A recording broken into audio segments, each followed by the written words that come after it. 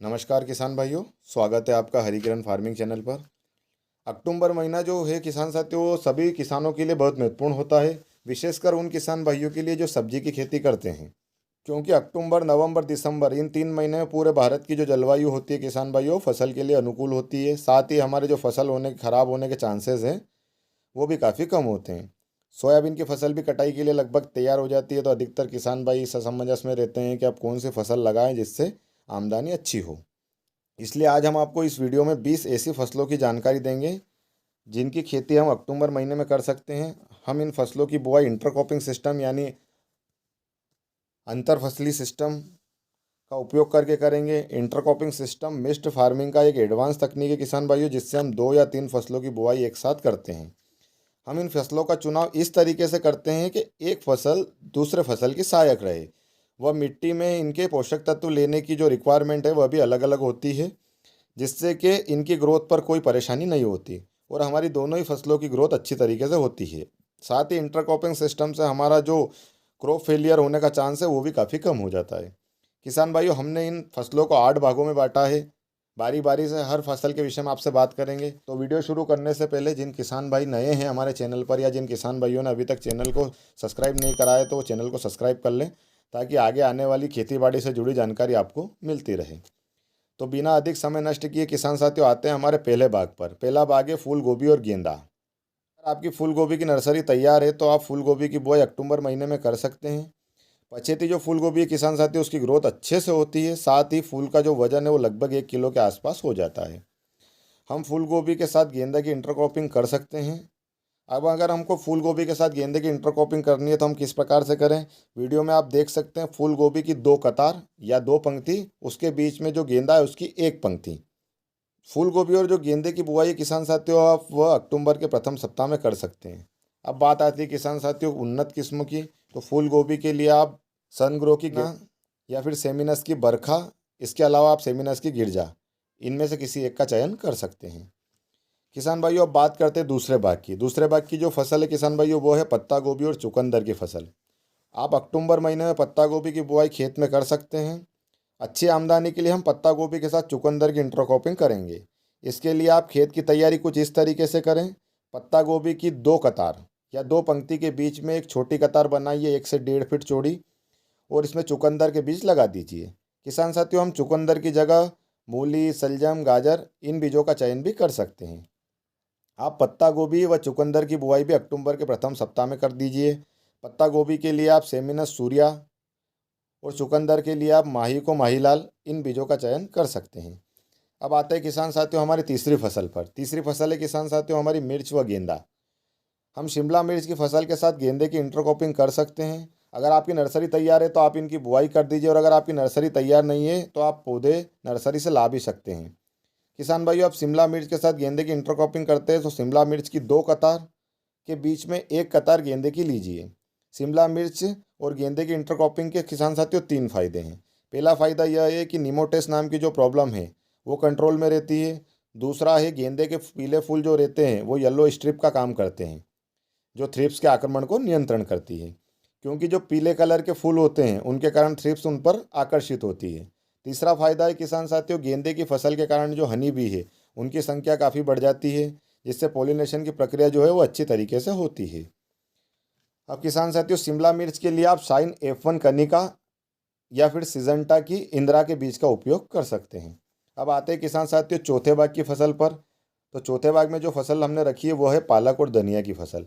किसान साथियों, दोनों ही फसल नकदी की फसल है, क्योंकि यह कम समय में तैयार हो जाती है, इसलिए इन्हें नकदी की फसल कहा जाता है। हम इन दोनों ही फसलों की इंटरक्रॉपिंग एक साथ एक ही खेत में कर सकते हैं। हम दोनों ही इंटरक्रॉपिंग करने से जो फ़ायदा है किसान भाइयों, हमें यह है कि एक फसल का भाव अगर कम है, मानिए कि अगर कभी हमें पालक का भाव अच्छा है तो अगर धनिया का भाव नहीं है, या फिर धनिया का भाव अच्छा है तो पालक का भाव, इन दोनों में से किसी एक का भाव हमें अच्छे तरीके से मिल सकता है, या दोनों का ही भाव हमें अच्छा मिल सकता है। तो इसकी जो इंटरक्रॉपिंग है उसके करने के 2 तरीके हैं। पहला, आप आधे खेत में पालक की बुआई करते हो और आधे खेत में धनिया की। इसके अलावा किसान साथियों दूसरा तरीका है, आप एक क्यारी में पालक लगाएं और एक क्यारी में धनिया। किसान साथियों, जो पांचवी फसल हमारी है वो है लौकी और मेथी की। हम लौकी की फसल के साथ में मेथी की जो फसल है उसकी इंटरक्रॉपिंग कर सकते हैं। बस हमें थोड़ा सा समय का ध्यान रखना है। हम लौकी की 2 पंक्ति के बीच में जो खाली पड़ी जगह रहती है उसमें मेथी के बीजों का छिड़काव करेंगे। आप पहले लौकी के बीज बोएं 1 अक्टूबर के लगभग। मानिए आपने अगर लौकी के बीज लगा दिया तो आप 10 से 15 दिन के बाद उसके बीच में जो 2 पंक्ति के बीच में जगह है उसमें आप मेथी के बीजों का छिड़काव कर दें। इससे होगा किसान साथियों ये कि जब तक लौकी की बेल फैलेगी उस समय तक हमारी जो मेथी की हार्वेस्टिंग है वो हो गई होगी। इसी तरीके से हम एक ही समय में 2 सब्जियों का उत्पादन ले सकेंगे। अब अगर हम लौकी के बीजों की बात करें किसान साथियों तो उसमें आप 1 नंबर पर VNR हरुणा, या फिर दूसरा है माही को माही वरद, तीसरी है VNR की सरिता, चौथी है माही को की माही 8। अब बात करते हैं किसान साथियों छठे भाग की फसल की। तो छठे भाग पर जो हमारी फसल है वो है ब्रोकली। ब्रोकली की बुआई का जो सही समय है किसान साथियों वो अक्टूबर और नवंबर है। अगर आपने अभी तक ब्रोकली की नर्सरी नहीं लगाई तो आप जल्द से जल्द ब्रोकली की नर्सरी लगा दीजिए। और अगर आपने नर्सरी तैयार कर लिया तो आप 15 अक्टूबर के आसपास में ब्रोकली की बुआई कर सकते हैं। ब्रोकली एक ऐसी सब्जी है किसान भाइयों जिसका मंडी थोक भाव हमेशा बाकी सब्जियों से या बाकी सब्जियों की तुलना में ज़्यादा देखने को मिलता है। आप ब्रोकली के लिए इन बीजों का चयन कर सकते हैं। 1 नंबर पर सकाता F1 ग्रीन मैजिक, या 2 नंबर पर टाकी परिसा। इनमें से किसी एक बीज का चयन आप कर सकते हैं।